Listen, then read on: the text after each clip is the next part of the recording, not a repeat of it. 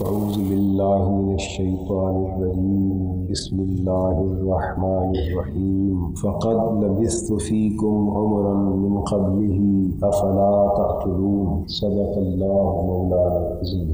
باری تعالیٰ نے نبی اکرم صلی اللہ علیہ وسلم کو پیدائش کے وقت سے ہی باکمال سیرت کا مالک بنایا تھا، اور حضور کی ذات اپنی پیدائش کے وقت سے ہی باکمال سیرت کی مالک کیوں نہ ہوتی، کیونکہ اس جسم اطہر میں تو وہ روح مقدس کار فرما تھی جو عالم شہادت میں ظہور سے پہلے بلکہ تخلیق آدم سے ہزاروں سال پہلے انبیاء کرام کی روحوں کی تربیت کا فریضہ سر انجام دیتی رہی تھی۔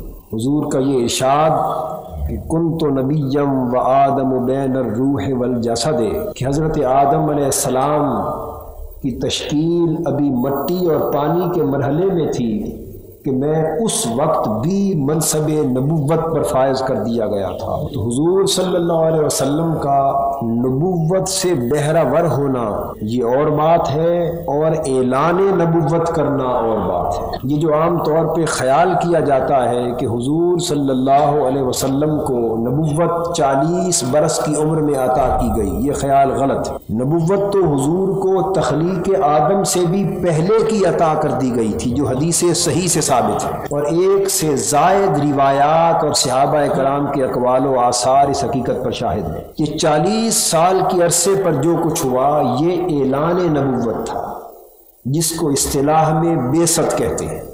تو 40 سال کی عمر مبارک میں جو کچھ ہوا یہ تھا بعثت مصطفی صلی اللہ علیہ وسلم، ورنہ نبوت مصطفی کا دور صلی اللہ علیہ وسلم وہ تو تخلیق آدم سے بھی ہزاروں سال پہلے کا شروع ہو جاتا ہے۔ اور یہی وجہ ہے کہ اپنے اپنے دور میں ہر نبی اور ہر پیغمبر حضور صلی اللہ علیہ وسلم کی آمد کی بھی خبر دیتا رہا، اور حضور کی نبوت و رسالت کا توسل اللہ کی بارگاہ میں دے کر اپنے احوال سنوارنے کی بھی دعا کرتا رہا۔ تو چونکہ روح نبوی صلی اللہ علیہ وسلم ان تمام کمالات، معجزات اور ان تمام فیوز و برکات کی منبع اور سرچشمہ پہلے سے بنا دی گئی تھی، تو جب ایسی روح کسی جسم کے پیکر میں عالم شہادت میں آئے گی تو وہ شروع سے باصیرت کیوں نہ ہوگی؟ اس لیے یہ تو ایک امر لابدی تھا کہ حضور پیدائش سے ہی باکمال سیرت کے مالک ہوتے۔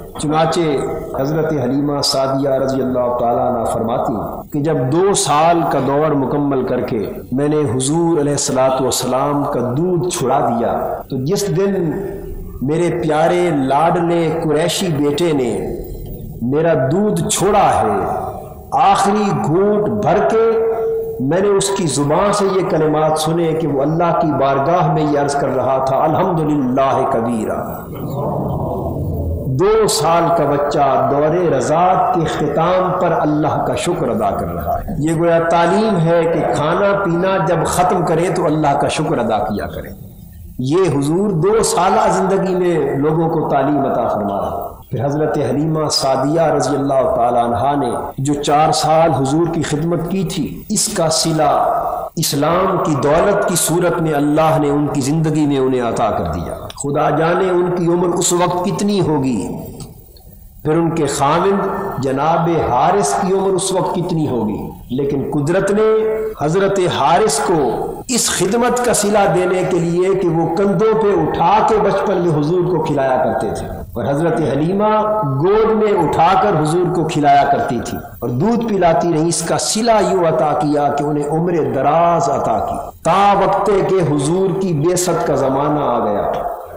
تو ان خدمتوں کے صلے میں اور ان خدمتوں کی برکت میں اللہ نے حضرت حلیمہ سعدیہ کو بھی ایمان کی دولت سے مشرف کیا، حضرت حارث ان کے خاوند کو بھی ایمان کی دولت سے مشرف کیا، اور حضور کے رضائی بھائی حضرت عبداللہ کو بھی اسلام کی دولت سے مشرف کیا، حضور کی رضائی ہمشیرہ شیما کو بھی اسلام کی دولت سے منور کیا، جو حضور کی انگلی پکڑ کے بکریوں کو چرانے کے لیے جنگل میں ساتھ لے جایا کرتی، اور حضور کی رضائی ہمشیرہ حضرت انیسہ کو بھی اسلام کی دولت سے منور کیا۔ تو گویا جس گھر میں حضور 4 سال رہے اور پلے تھے، اس گھر کے ایک چھوٹے بڑے فرد کو حضور نے ایمان اور اسلام کی دولت اللہ کی بارگاہ سے لے کر عطا کرتی۔ تو جو رسول اپنے بچپن کے 4 سالہ دور میں کیے گئے احسانات کو نہیں بھولتا، وہ اپنے ان نسبی رشتوں اور ان کی خدمتوں کو کس طرح بھول سکتا ہے کہ ان کے کیے ہوئے احسانات کے صلے میں وہ اللہ کی بارگاہ سے ایمان کی دولت لے کے نہ دے گا۔ 4 سال کے جب حضور پورے ہو گئے تو حضرت حلیمہ سعدیہ رضی اللہ تعالیٰ عنہ حضور کو حضرت آمنہ رضی اللہ تعالیٰ عنہ کی خدمت میں مکہ معظمہ واپس پہنچا۔ یہ بھی عرض کرتا چلوں کہ میں نے عرض کیا تھا کہ واقعہ شق صدر حضور کی زندگی کا پہلا واقعہ 3 یا 4 برس کی عمر میں پیش آیا تھا۔ اس پر مغربی مفکرین نے، جو لوگ اسلام کی دشمنی سے متاثر ہو کر اسلام کے خلاف لکھتے ہیں، اور مستشرقین نے، جن میں خصوصاً نکلسن اور ولیم میور کے نام قابل ذکر ہیں، انہوں نے حضور کے ہر کمال کا، حضور کی نبوت کی ہر عظمت کا چونکہ انکار کرنے کی ٹھان رکھی، اس لیے اس واقعہ شق صدر کو معاذ اللہ ان بدبختوں اور ظالموں نے مرگی کے دورے کے ساتھ تعبیر کی، اور کہا یہ جو 3-4 سال کی عمر میں واقعہ بتایا جاتا ہے یہ اس کی کوئی خارجی حقیقت نہیں، بلکہ معاذ اللہ یہ ایک مرض تھی، مرگی کا دورہ تھا۔ اور لکھنے والے نام نہاد عقل پسند اور نام نہاد خیرت کے غلام خود اتنی بڑی بے عقلی کی بات کر گئے کہ مرگی کا دورہ ہو تو اس کی کیفیت اس مریض کو تو میسر آتی، دوروں کی کیفیت مریض پر تو ہوتی ہے، لیکن دیکھنے والے کو یہ مغالطہ کس طرح ہو گیا کہ 2 سفید کپڑوں میں ملبوس افراد اٹھا کر لے گئے اور انہوں نے حضور کا سینہ مبارک چاک کر دیا۔ روایت تو کر رہے ہیں حضور کے رضائی بھائی حضرت عبداللہ کہ میں نے اپنی آنکھوں سے دیکھا ہے کہ سفید کپڑوں میں ملبوس 2 شخص آئے اور وہ میرے قریشی بھائی کو اٹھا کے لے گئے اور سینہ اقدس کو چیر دیا، اور اس حالت میں دیکھ کر میں دورہ اپنے والدین کو بتانے کے لیے آیا ہوں۔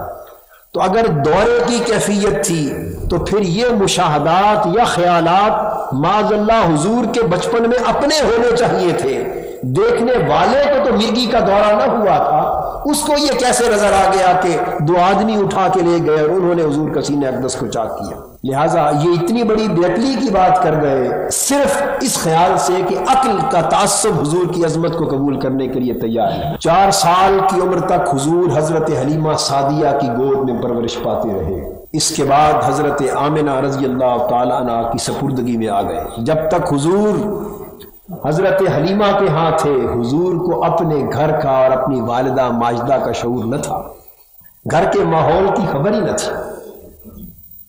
جب مکہ میں آ گئے تو 2 سال حضور علیہ الصلوۃ والسلام کو صرف اپنی مشفق والدہ حضرت آمنہ کا سایہ نصیب ہوا ہے، 2 سال۔ اب چونکہ ظاہراً بھی تکمیل سیرت کے اسباب پیدا کرنے تھے، لہذا وہ ساری کی ساری مشکلات، وہ ساری دشواریاں، وہ سارے مصائب اور آلام جو کسی بھی انسان کی سیرت کو نقطۂ کمال تک پہنچانے کے لیے ضروری ہوتے ہیں، وہ سارے مصائب حضور کی زندگی میں یکجا کر دیے۔ کوئی بچہ اپنی پیدائش سے جوانی تک ان مراحل میں سے، مشکلات کے ان مراحل میں سے نہیں گزرا ہوگا کہ مصائب اور مشکلات کے جن مرحلوں میں سے اللہ نے حضور صلی اللہ علیہ وسلم کو گزارا۔ یہ سب کچھ کیوں تھا؟ اس لیے کہ ان اسباب اور حالات کا پیدا ہونا اور ان کا سامنا کرنے کا موقع آنا یہ سیرت کے آخری نقطۂ کمال پر پہنچائے جانے کے لیے لازمی شرط ہوتی۔ حضرت آمنہ رضی اللہ تعالی عنہا کے پاس جب حضور آ گئے، وہاں حضرت عبداللہ حضور کے والد ماجد، والد مرحوم کی ایک چھوڑی ہوئی باندی تھی جن کا نام تھا ایمن، وہ حضرت آمنہ کے پاس رہتی تھی۔ انہوں نے حضور کو اپنی گود میں اٹھا لیا۔ حضور علیہ الصلوۃ والسلام حضرت ایمن سے بڑے مانوس ہو گئے۔ اب 4 سال کی عمر تھی، صبح و شام حضرت آمنہ اپنے بیٹے کی دیکھ بھال کرتی اور حضرت ایمن صبح و شام حضور علیہ الصلوۃ والسلام کو اٹھا کر کھلاتی تھی۔ اس طرح طبیعت ان سے مانوس ہو گئی۔ حضرت آمنہ رضی اللہ تعالیٰ عنہا کا میں نے عرض کیا کہ پہلی اور آخری ایک ہی شادی ہوئی تھی حضرت عبداللہ سے، اور ان کے خاوند 25 برس کی بھرپور جوانی میں وصال فرما گئے تھے۔ وہ حضور کے والد ماجد 25 برس کی جوانی میں وصال فرما گئے۔ اور ان کا مزار مدینہ طیبہ میں تھا جو اس وقت یثرب کہلاتا تھا۔ حضرت آمنہ رضی اللہ تعالیٰ عنہ 2 سال بعد جب حضور علیہ الصلوۃ والسلام کی عمر مبارک 6 سال کو پہنچی تو حضور کو ساتھ لے کر اپنے شوہر حضرت عبداللہ کے مزار کی زیارت کے لیے گئی، یا یوں سمجھ لیجئے کہ حضور کی ممکن ہے حضور ہی کی خواہش ہو، بچہ اپنے والد کا مزار دیکھنا چاہتا ہے، تو حضور کو ساتھ لے کر حضرت عبداللہ کا مزار دکھانے کے لیے 350 میل کی مسافت پر واقع بستی یثرب میں گئی۔ وہاں حضور کے دادا حضرت عبد المطلب ان کے ننیال آباد تھے، اور حضرت آمنہ رضی اللہ تعالیٰ عنہ کے ننیال بھی وہی تھے، چونکہ حضور کے والد اور حضور کی والدہ کا سلسلہ نسب اوپر جا کے مل جاتا ہے۔ تو قبیلہ بنو عدی بن نجار یہ وہ خوش نصیب قبیلہ ہے جس کو حضور کے نسب کا ننیال ہونے کا شرف حاصل ہے۔ تو حضرت آمنہ رضی اللہ تعالیٰ عنہ حضور کو لے کر قبیلہ بنو عدی بن نجار کے ہاں مدینہ طیبہ میں 1 مہینہ ٹھہری اور اپنے شوہر حضرت عبداللہ کے مزار کی زیارت کرتی رہی۔ اس 1 مہینے کے قیام میں قبیلہ بنو عدی بن نجار کے کئی خوش قسمت بچوں کے ساتھ حضور مل کے کھیلے بھی ہوں گے، ان میں سے کئی خوش نصیبوں کو بعد میں حضور کا شرف صحابیت بھی عطا ہوا ہوگا۔ اس بستی میں قبیلہ بنو عدی بن نجار، جو عام طور پہ قبیلہ بنو نجار کی بستی کہلاتی، وہ بستی وہی محلہ اسی نام پر آج بھی شہر مدینہ میں قائم ہے۔ جب آپ شہر مدینہ سے ذرا باہر جاتے ہیں تو جاتے ہوئے سڑک کے بائیں جانب ذرا نچلی سطح میں وہ قبیلہ، وہ محلہ بنو نجار کا آج بھی قائم، گزرتی ہوئی آنکھیں دیکھتی ہیں کہ یہ حضور کے ننیال کا محلہ ہے، اور یہاں بچپن میں حضور کا 1 مہینہ بسر ہوا تھا۔ وہاں ایک تالاب تھا، اس تالاب میں اپنے ننیال کے قبیلے کے چھوٹے چھوٹے بچوں اور بچیوں کے ہمراہ حضور صلی اللہ علیہ وسلم اس تالاب میں تیراکی کرتے تھے۔ عمر مبارک 6 سال تھی، تو سیرت کا ایک اور پہلو بھی سامنے آ گیا کہ 6 سال کی عمر میں تیراکی کا فن بھی حضور نے سیکھ لیا تھا۔ تیراکی کا فن 6 سال کی عمر میں حضور نے سیکھ لیا۔ 1 مہینہ بھر وہاں تیراکی کرتے رہے۔ جب حضور علیہ الصلوۃ والسلام ہجرت فرما کر مدینہ پہنچے اور آپ کا گزر اسی قبیلہ بنو نجار کی بستی کے پاس سے ہوا، صحابہ کرام حضور کے ساتھ تھے۔ حضور کچھ دیر کے لیے اپنے ننیال کی بستی میں رک گئے۔ ہجرت مدینہ کی بات کر رہا ہوں، اور آپ کو 47-48 برس پہلے کی، یعنی نصف صدی پہلے کے دور کی بچپن کی وہ یاد آ گئی۔ اپنی والدہ ماجدہ کے ساتھ گزارا ہوا وہ مہینہ اس بستی میں یاد آ گیا۔ حدیث میں آتا ہے کہ حضور اس تالاب کے کنارے کھڑے ہو گئے، ایک عجیب رکت کی کیفیت حضور پہ طاری ہو گئی اور حضور کی چشمان مقدس ڈبڈبا گئی، اور آپ صحابہ کرام کو اشارہ فرمانے لگے کہ میرے ساتھیوں، یہ وہ تالاب ہے جس میں میں بنو نجار کے بچوں کے ساتھ تیرا کرتا تھا، نہایا کرتا تھا صبح و شام۔ حضور کی چشمان مقدس سے آنسو روا ہو گئے۔ اس سے ایک پہلو انسانی اور بشری زندگی کے بعض رکت آمیز لمحات اور جذبات کے حوالے سے یہ بھی سامنے آیا کہ کبھی کبھی اچھے بیتے دنوں کی یاد آ جائے اور اس یاد میں آنسو گر جائیں تو یہ شخصیت کی کمزوری نہیں ہوا کرتی۔ یہ ایک پہلو سامنے آ گیا۔ حضور ہجرت مدینہ کے بعد 50 برس پہلے اپنے والدہ کے ساتھ کیا ہوا سفر یاد فرما رہے ہیں، اس تالاب کو یاد کرتے ہیں، بچپن کے گزرے ہوئے دنوں کی یاد کرتے ہیں، اور چشمان مقدس ڈبڈبا گئے۔ تو گویا یہ رکت قلب، سوچ کا یہ انداز، دل کا زندگی کے بیتے ہوئے دنوں سے کبھی کبھی ایسا جذباتی لگاؤ، کبھی پرانے بچپن کے ساتھیوں کو یاد کر کے ان لمحوں کی یاد میں محو ہو جانا، یہ بھی انسانی اور بشری عظیم سیرت کے تقاضوں میں سے ہے۔ جو شخص ان جذبات سے عاری ہے وہ سنگ دل تصور کیا جائے گا، جس کو بیتے دنوں کی یاد ہی کبھی نہیں آتی، جس کو اچھے گزرے ہوئے لمحات کی یاد کبھی ستاتی ہی نہیں، جس کو اپنے والدین کے ساتھ بچپن میں گزارے ہوئے لمحے یاد نہیں آتے، اور اس کی کبھی آنکھوں نے ڈب ڈبا کے نمالود ہو کے نہیں دیکھا، وہ شخص سنگ دل ہے۔ حضور کی سیرت یہ پہلو بھی بتا رہی ہے کہ رکت قلبی بھی انسانی شخصیت کی عظمت کا ایک گوشہ، یہ کمزوری نہیں ہوا کرتا۔ تو حضرت آمنہ رضی اللہ تعالی عنہا جب 1 مہینہ وہاں ٹھہر کر واپس لوٹی تو مدینہ اور مکہ کے دوران سفر میں ایک مقام آتا ہے جس کا نام ہے ابوا، وہاں آپ بیمار ہو گئیں، وہیں آپ نے قیام کیا اور وہیں آپ کا وصال ہو گیا۔ اب پردیس میں سینکڑوں میلوں کی مسافت ہے، وہاں والدہ کا سایہ بھی سر سے اٹھ گیا اور حضرت آمنہ کو وہیں دفن کر دیا گیا۔ چنانچہ حضرت آمنہ رضی اللہ تعالیٰ عنہ کا مزار مکہ اور مدینہ کے درمیان ایک مقام ابوا ہے، اس جگہ واقع، اور حضور کے والد ماجد کا مزار مدینہ طیبہ میں۔ فتح مکہ کے زمانے میں جب حضور صلی اللہ علیہ وسلم کو اللہ نے بڑی عظمت، بڑی شوکت یا مدینہ کے قیام کے زمانے میں عطا کر دی تھی، حضور علیہ الصلوۃ والسلام اپنی والدہ کے ساتھ گزرے ہوئے لمحوں کو یاد کرنے کی خاطر 1000 مسلح صحابہ فوجیوں کا لشکر لے کے اپنی والدہ کے مزار پر سلامی کے لیے گئے۔ اس سے یہ ثابت ہو گیا کہ عظیم سیرتوں کے تقاضوں میں یہ بھی شامل ہے کہ اگر کوئی کسی کا احسان مند ہو تو اس احسان مندی کے جذبے کا اظہار اس کے مزار پہ جا کے بھی کیا جاتا ہے۔ آپ بڑے بڑے شہداء کی یاد مناتے ہیں یا نہیں مناتے؟ ان کی میتوں کو سلامی دیتے ہیں یا نہیں دیتے؟ ان کے مزاروں پر بھی کبھی کبھی آپ قائد اعظم علامہ اقبال کے مزارات پر سلامی دیتے ہیں یا نہیں دیتے؟ یہ ناجائز کفر اور شرک اور حرام نہیں ہے، اس لیے کہ وہ محسن ہے اس قوم کے، اور حضور کی سنت سے ثابت ہے حضور اکیلے بھی جا سکتے تھے۔ 1000 مسلح صحابہ کے لشکر کو ساتھ لے کر تعظیم اور تکریم کے اظہار کا عالم دیکھیے، اپنی والدہ کے مزار اقدس پر پہنچے۔ تو یہ سلامی کا منظر نہیں تھا تو اور کیا تھا؟ فوج کو، اسلامی فوج کو لے کے جا رہے ہیں تاکہ والدہ کی روح مزار کے اندر دیکھ کے خوش ہو کہ میرا پرورش کیا ہوا بیٹا آج دنیا میں کس شان و شوکت کا مالک ہے۔ کتب سیر میں آتا ہے کہ حضور صلی اللہ علیہ وسلم نے جب اپنی والدہ کی قبر دیکھی تو پھر وہ ابوا کے مقام پر واپسی کے سفر میں ان کا بیمار آنا یاد آ گیا۔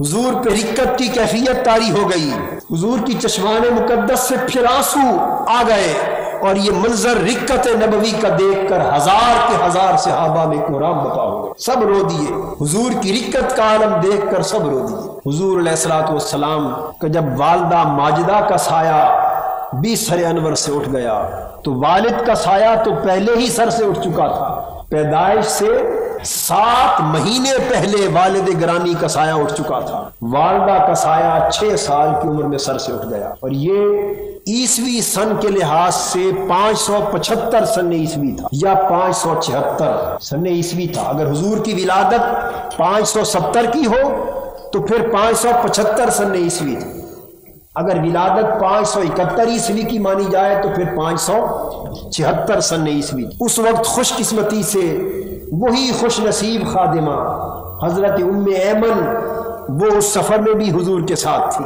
حضور کی والدہ کا انتقال ہو گیا اور حضرت ام ایمن نے بڑی جرأت کا مظاہرہ کرتے ہوئے حضور کو اپنی گود میں اٹھا کر 100-150 میل کا سفر طے کر کے مکہ معظمہ پہنچی، اور اس یتیم بچے کو جس کے سر انور پر قدرت نے نہ والد کا سایہ گوارا کیا تھا نہ والدہ کا سایہ رہنے دیا تھا، اس ماں باپ دونوں سمتوں سے یتیم بچے کو اس بچے کے دادا حضرت عبد المطلب کے گود میں لا کے ڈال دیا۔ تو 576 سن عیسوی کے دور سے لے کر 578 سن عیسوی تک بقیہ 2 سال حضور کو اپنے دادا کی گود نصیب ہوئی، اور وہ بھی صرف 2 سال کے لیے نصیب ہوئی۔ ان 2 سالوں میں حضرت عبد المطلب کی نگاہ حضور کی ذات اقدس کے اندر، سیرت کے اندر چھپے ہوئے جواہر کو، چھپے ہوئے کمالات کو، چھپی ہوئی عظمتوں کو دیکھ رہی تھی۔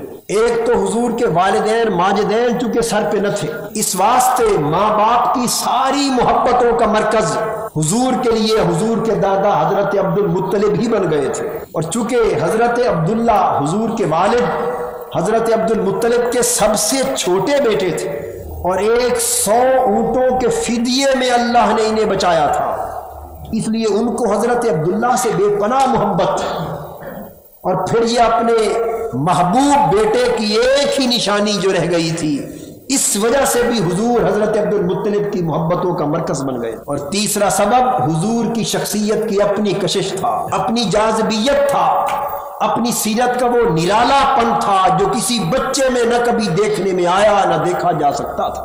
عالم یہ تھا حضور کی سیرت کا اور حضرت عبد المطلب کی توجہات کا۔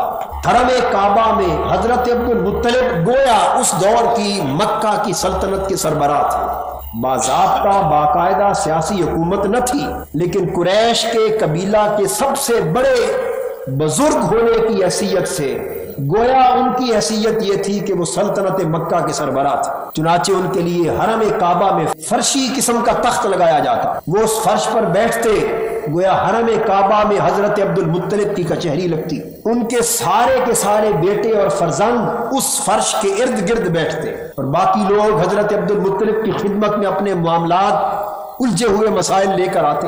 ان کی عظمت کا، تعظیم و تکریم کا یہ عالم تھا کہ جب تک حضرت عبد المطلب حرم کعبہ میں فرش پہ بیٹھنے کے لیے تشریف نہ لے آتے، اس وقت تک آپ کے بیٹوں میں سے بھی کسی شخص کو فرش پہ بیٹھنے کی جرت نہ تھی۔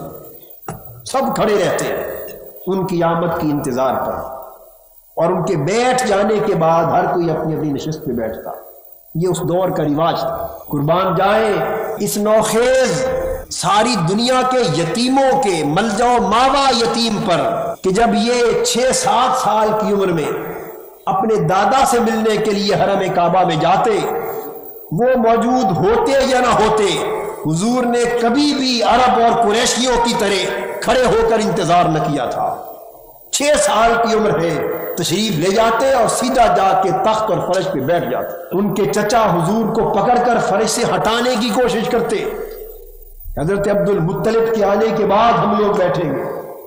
جب حضرت عبد المطلب دیکھتے کہ میرے بیٹے میرے پوتے محمد صلی اللہ علیہ وسلم کو ہٹا رہے ہیں، تو وہ اپنے بیٹوں کو منع کرتے اور کہتے کہ میرے فرزندوں، اس کو میرے فرش پر بیٹھنے سے منع نہ کرو، تمہیں کیا خبر کہ میرے محمد کی شان کتنی نرالی ہے۔ یہ عام بچوں جیسا بچہ نہیں ہے، یہ بڑی عظمتوں، بڑی قدرتوں، بڑے کمالات اور بڑے فیوز و برکات کا مالک، یہ اتنی عظیم ہستی بن کے ابھرنے والا ہے کہ تم اس کا تصور بھی نہیں کر سکتے۔ اس امر کا اعتراف تھا حضرت عبد المطلب۔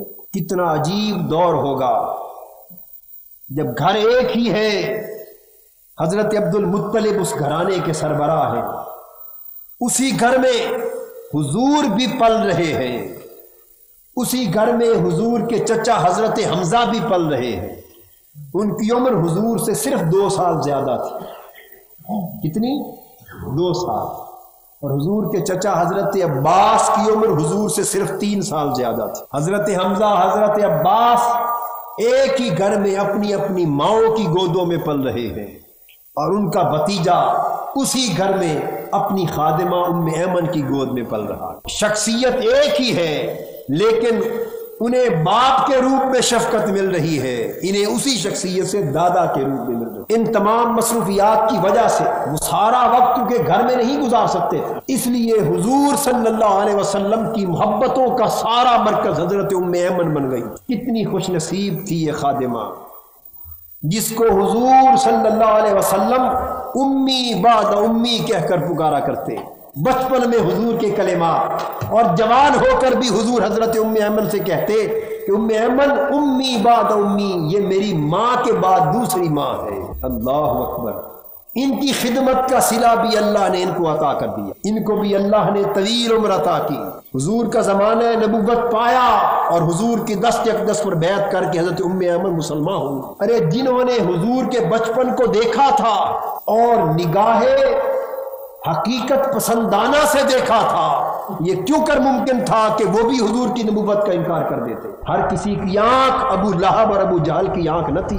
جنہوں نے بچپن میں ایسے احوال کو دیکھا ہو جو دنیا میں کسی بچے کو کبھی نصیب نہ ہوئے ہو، اگر اس کی زبان سے وہ نبوت کا اعلان سنیں گے تو کیسے انکار کر؟ حضرت ام ایمن، انہوں نے پھر حضور کی حکم پر حبشہ بھی ہجرت کی اور مدینہ بھی ہجرت کی، اور حضور صلی اللہ علیہ وسلم انہیں چونکہ زبان سے ماں کہہ چکے تھے، ان کا ادب یہ کرتے کہ ہمیشہ خود چل کے ان کے گھر جاتے تھے۔ اور حضور علیہ الصلوۃ والسلام نے ان کا عقد اپنے غلام حضرت زید رضی اللہ تعالیٰ عنہ سے کر دیا، اور حضرت ام ایمن کے بطن سے، حضرت زید کی صلب سے پھر حضرت اسامہ بن زید پیدا ہوئے، یہ وہ 17 سالہ جوان ہے اسامہ بن زید جس کو حضور نے اپنی زندگی کے آخری لمحوں میں صحابہ کا لشکر کا سپہ سالار بنا دیا، اور یہ وہ 17 سالہ جوان ہے حضرت ام ایمن کا بیٹا اسامہ بن زید جس کو حضرت صدیق اکبر نے اپنی خلافت کے دور میں سب سے پہلا معرکہ سر کرنے کے لیے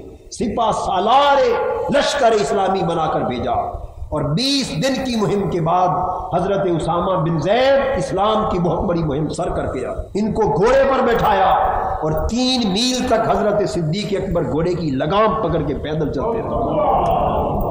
3 میل تک صحابہ نے اختلاف کیا کہ 17 سالہ جوان کو آپ صحابہ کے لشکر کا سپہ سالار بنا رہے، نو خیز نو تجربہ کار۔ صدیق اکبر فرمانے لگے، اے عمر رضی اللہ تعالیٰ عنہ، جس جوان کو میرے آقا نے قیادت کا تاج پہنا دیا ہے، ابو بکر اس سے قیادت کس طرح چھین سکتا؟ جس جوان کو میرے آقا نے اس لائق سمجھا، میں اسے اس لائق کیوں نہ سمجھوں؟ ان کو گھوڑے پر بٹھایا، لگام پکڑ کے 3 میل تک پیدل چلتے گئے۔ یہ وہ اسامہ بن زید ہے جو حضور کی منہ بولی ماں حضرت ام ایمن کے بیٹے، پھر حضرت عبد المطلب کے گھر یوں حضور پرورش پا رہے ہیں۔ کتنا عجیب دور ہے۔ اس دور میں حضور اونٹوں کو چرانے کے لیے شہر مکہ کے باہر وادیوں میں بھی لے جاتے۔ اسی دور میں حضور کی زندگی میں خلوت نشینی کا شوق بھی پیدا ہو گیا۔ بچپنے کا دور ہے، بچپن میں بچے جلوت اور رونق کو پسند کرتے، لیکن کتنی عجیب طبیعت کا مالک تھا یہ بچہ کہ بچپن میں بھی خلوت پسند آتی تھی، تنہائی پسند آتی تھی۔ اس بچپن میں حضور جنگلوں میں چلے جاتے، وادیوں میں چلے جاتے، غاروں میں چلے جاتے، اور اپنے اپنے انداز سے اپنے اللہ کی یاد کرتے رہتے۔ بچپن کی بات، اونٹوں کو لے جاتے، ان کو چراتے، محنت مشقت کرتے۔ اسی دور میں حضور کی سیرت طیبہ کا ایک اور پہلو اجاگر ہو گیا کہ بچپن میں حضور کی زندگی میں سادگی پیدا ہو گئی۔ سادگی کا عنصر بھی اسی دور میں نمایاں ہو گیا، سنجیدگی اور متانت کا عنصر بھی اسی دور میں نمایاں ہو گیا۔ دوسرے بچے لہو و لعب اور کھیل کود میں وقت بسر کرتے، لیکن حضور کی زندگی بچپنے میں بھی سنجیدگی اور متانت کی عظیم شاہکار۔ پھر چونکہ بھرپور یتیمی کا دور آیا تھا، عجیب رنگ دیکھا تھا، زندگی کی تلخ حقیقتوں کو بڑے قریب سے دیکھا تھا، اس لیے زندگی کے عمیق مطالعے کی طرف توجہ چلی گئی، زندگی پر گہری نظر ہو گئی، عمیق مطالعہ کیا زندگی کے ایک ایک روپ کا، ایک ایک رنگ کا، ایک ایک پہلو کا، زندگی کے ایک ایک گوشے پر نظر تھی۔ معزز حاضرین، ایک بڑا ہی پیار بھرا، رقت انگیز اور وجد آفریں واقعہ اسی حضور کے بچپن کے دور کا یاد آ گیا۔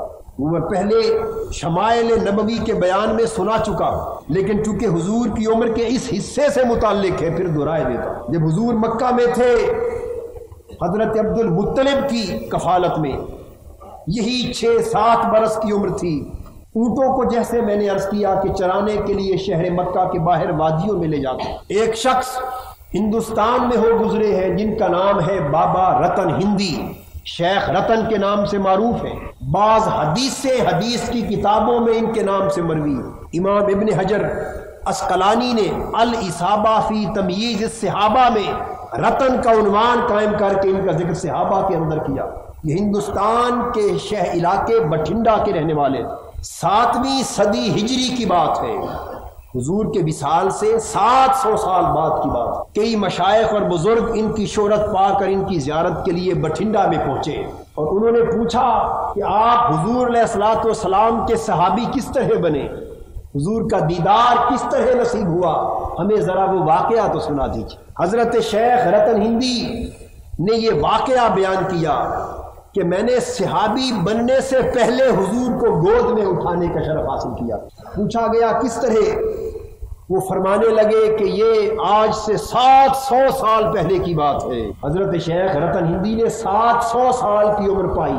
فرماتے ہیں میں جوان تھا، اپنے والد کے ہمراہ ملک شام کی طرف تجارت کی غرض سے جا رہا تھا۔ جب ہم مکہ شہر کے قریب ایک وادی میں پہنچے تو اچانک بڑی موسلادھار بارش ہوئی، بڑی تیز اور تند آندھی اور بارش آئی، یکا یک سارے دریا کے وہ جو نالے تھے، پہاڑی ندی نالے، وہ موسلادھار بارش کی سبب سے کناروں تک بھر بھر کے بہنے لگے۔ اچانک میں نے دیکھا کہ ایک چھوٹا سا خوبصورت جوان جس کا چہرہ بڑا پرکشش تھا، وہ اونٹوں کو چرا رہا ہے۔ اونٹ اس نالے سے آگے گزر گئے اور وہ چھوٹا سا بچہ، نالا یوں محسوس ہوتا تھا کہ شاید پھلانگ کر آگے جانے میں متأمل ہے۔ میں نے اس کے چہرے پر تھوڑے سے تأمل کے آثار دیکھے، میرے دل کو اتنا پیارا لگا وہ بچہ، میں نے آگے بڑھ کے اسے گود میں اٹھا لیا، اٹھا کر اسے ندی اور نالے کے پار کر دیا۔ جب گود میں اٹھا کر میں نے چھوڑا تو میرے کانوں نے سنا کہ وہ اپنی رس بھری پیاری پیاری زبان سے بارک اللہ فی عمرک کہہ رہا تھا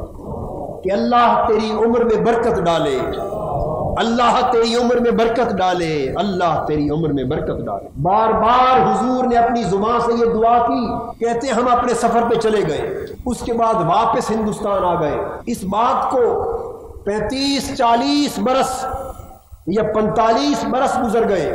شیخ رتن ہندی فرماتے ہیں کہ اسی طرح 14ویں رات کا چاند چمک رہا تھا، میں اسی درخت کے نیچے آرام کر رہا تھا کھلے صحرا میں، اچانک کیا دیکھتا ہوں کہ چاند کے 2 ٹکڑے ہو گئے، ایک ٹکڑا کٹ کے سوئے مشرق گر گیا، ایک ٹکڑا مغرب کی سمت جا کے چھپ گیا۔ رات اندھیری ہو گئی، تھوڑی دیر میں دونوں ٹکڑے اٹھ کے آسمان پر مل گئے۔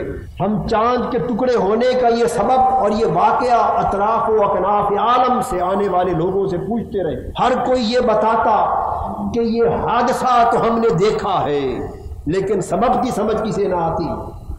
پوچھتے رہے تاں کہ عرب کا ایک قریشی قافلہ ہمارے ہاں آیا، وہاں ہاشمی قبیلے کے ایک بزرگ تھے، میں نے ان سے پوچھا، انہوں نے کہا کہ شہر مکہ میں محمد صلی اللہ علیہ وسلم نامی ایک شخص ہیں، انہوں نے نبوت کا اعلان کیا ہے، دعویٰ کیا ہے۔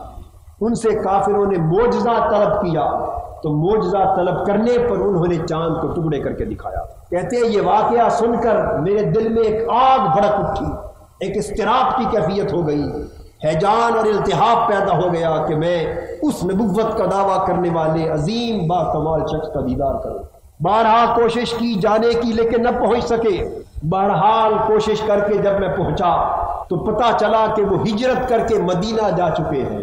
میں بھی مدینہ پہنچا تو بعض روایات میں حضور کے گھر کے صحن میں اور بعض میں مسجد نبوی کے صحن میں حضور تشریف فرما تھے، حضور کے غلام بھی تھے۔ حضرت شیخ رتن ہندی کہتے ہیں کہ میں وہاں پہنچا، آپ کی دست بوسی کی۔ اب اس بات کو 50 سال سے بھی زیادہ عرصہ گزر چکا ہوگا۔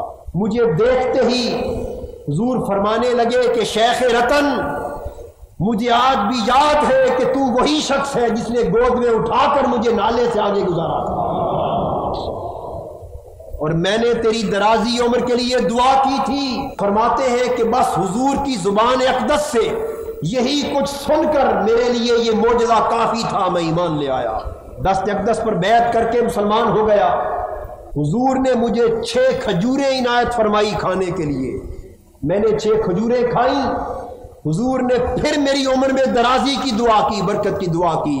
یہ زبان مصطفی کی دعا کا فیضان تھا کہ 700 برس گئے اور حضرت شیخ رتن زندہ رہے۔ تو یہ نبی اکرم صلی اللہ علیہ وسلم کے مکی زندگی میں حضرت عبد المطلب کی زیر کفالت وہ 8 سالہ زندگی کے دور کی بات۔ ناظرین محترم، ابھی یہ 8 سالہ کفالت کا دور ختم نہیں ہوا، اس میں ایک انتہائی اہم واقعہ جو حبشہ کے بادشاہ سیف بن ذی یزن سے کی پیشگوئی سے متعلق ہے، جو خفیہ ملاقات میں اسے حضرت عبد المطلب سے کی، وہ بڑا تفصیل طلب واقعہ ہے۔ انشاءاللہ آئندہ جمعۃ المبارک کو ہم اپنی گفتگو کا آغاز اس واقعے سے کریں گے۔ اللہ تبارک و تعالی نبی اکرم صلی اللہ علیہ وسلم کی سیرت اور حیات طیبہ کی عظمت کو سمجھنے اور اس کے مطابق اپنی سیرت و زندگی کو ڈالنے کی توفیق مرحمت فرمائے۔ وما علینا الا البلاغ۔